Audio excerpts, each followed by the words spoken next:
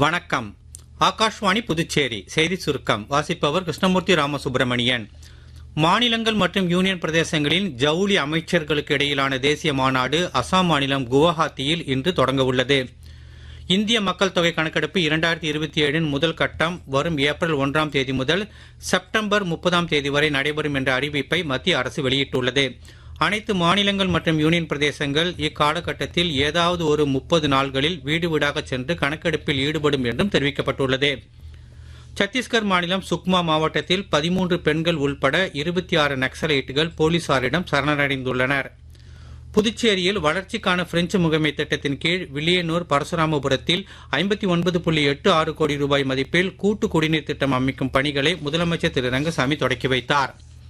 புதுச்சேரி காவல்துறையில் காலி பணியிடங்களை தமது அரசு நிரப்பி வருவதாகவும் பல ஆண்டுகளாக நிலுவையில் இருந்த பதவி உயர்வுகள் தற்போது வழங்கப்படுவதாகவும் முதலமைச்சர் திரு ரங்கசாமி கூறியுள்ளார்.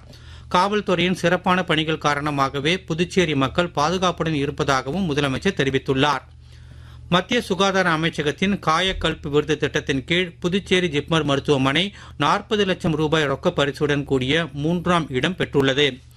வில்லியனூர் துணை மின் நிலையத்தில் பராமரிப்பு பணிகள் மேற்கொள்ளப்பட இருப்பதால் இன்று காலை 10 மணி முதல் பகல் 2 மணி வரை வி மணவெளியின் ஒரு பகுதி, ஜானகிராமன் நகர், பாரதிதாசன் நகர், கேவி நகரின் ஒரு பகுதி, ஐஓசி ரோடு, கண்ணதாசன் நகர் உள்ளிட்ட பகுதிகளிலும், வி தட்டாஞ்சாவடி, தண்டுகரை, ஒதியம்பட்டு, உத்தரவாகினிபேட், அம்பேத்கர் நகர், கனுவாபேட், கோட்டைமேடின் ஒரு பகுதி உள்ளிட்ட இடங்களிலும் மின் விநியோகம் தடைபடும் என்று புதுச்சேரி மின்துறை அறிவித்துள்ளது.